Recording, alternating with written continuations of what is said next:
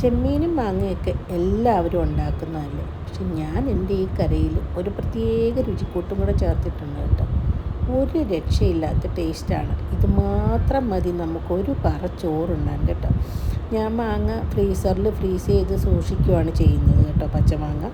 So അതിൽ നിന്നൊരു നല്ല പുളിയുള്ള ഒരു മാങ്ങയാണ് ഞാൻ എടുത്തത് കേട്ടോ. ഇത് ഇങ്ങനെയായിരിക്കും വരിക, ഒരു കല്ല് പോലെ ഇരിക്കും.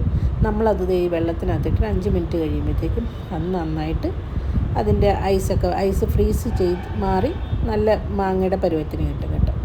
ഈ ഒരു പരുവത്തിന് മാങ്ങയും ഇച്ചിരി ചെമ്മീൻ എന്ന് പറഞ്ഞാൽ ഇത്തിരി വലിപ്പമുള്ള ചെമ്മീനായിരുന്നു കേട്ടോ ഇത്. ഇതിനകത്തേക്ക് പച്ചമുളകും ഉപ്പും മഞ്ഞൾപ്പൊടിയും ഉലുവ കരിയാപ്പില. പച്ചമുളക് എരിവിന് വേണ്ടിയിട്ട് നല്ലോണം ചേർക്കും, കാരണം ഞാൻ വീണ്ടും മുളക് പൊടിയൊന്നും യൂസ് ചെയ്യുന്നില്ല.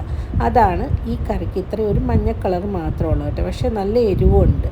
ആവശ്യത്തിന് കുറച്ച് കുരുമുളക് പൊടിയും കൂടെ ചേർക്കും കേട്ടോ. തേങ്ങ അരയ്ക്കുമ്പോൾ അതിൻ്റെ കൂടെ ഒരു 2-3 കാഷ്യൂ ചേർക്കും. അപ്പോഴാണ് ആ കറിക്ക് ഒരു ഇത്തിരി കൊഴുപ്പ്. നമ്മൾ ചാറ് നമുക്ക് എന്താ പറയുക, ആവശ്യത്തിനനുസരിച്ച് കൂട്ടാം കുറയ്ക്കാം എല്ലാം. അത് ഒത്തിരി തിളപ്പിക്കാതെ നമ്മൾ പിന്നെ ഇതുപോലെ ഇച്ചിരി ചെറിയുള്ളിയും കരിയാപ്പിലയും വറ്റൽമുളകൊക്കെ ഫ്രൈ ചെയ്ത് അതിനകത്തേക്ക് അങ്ങോട്ട് ഇടും. നല്ല കറിയാണ് കേട്ടോ. നല്ല കറി എന്ന് പറഞ്ഞാൽ ഈ ഒരു കറി മാത്രം മതി, കുറേ ചോറുണ്ടാകും നമുക്ക്. എല്ലാവരും ഇതുപോലെ ഒന്ന് ഉണ്ടാക്കി നോക്കുക.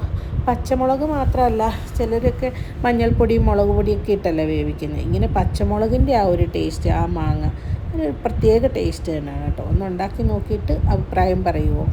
വീഡിയോ ഇഷ്ടപ്പെട്ടെങ്കിൽ എല്ലാവരും കമൻറ്റ് തരണം, സബ്സ്ക്രൈബും ലൈക്കും ഒക്കെ തന്ന് പ്രോത്സാഹിപ്പിക്കണേ. Thanks for watching. കണ്ടോ എൻ്റെ ചെമ്മീൻ്റെയും മാങ്ങയുടെയൊക്കെ ആ ഒരു സ്ട്രക്ചർ, ആ ഒരു ചാറിൻ്റെ കാര്യം ഞാൻ പറഞ്ഞു. കണ്ടോ, ഇത്തിരി നല്ല എന്താ പറയുക, തിക്കായിട്ടുള്ള ഗ്രേവി ആയിരിക്കും ഇത്. കൂടെ ഇത്തിരി പയറ് മെഴുക്കുവരട്ടി, അതൊരു ഫോർമാലിറ്റീസിന് വേണ്ടിയിട്ട് വെച്ചേക്കുന്ന കേട്ടോ. പിന്നെ 2 മത്തി വറുത്തതും കൂടെ ഉണ്ടായിരുന്നു കേട്ടോ.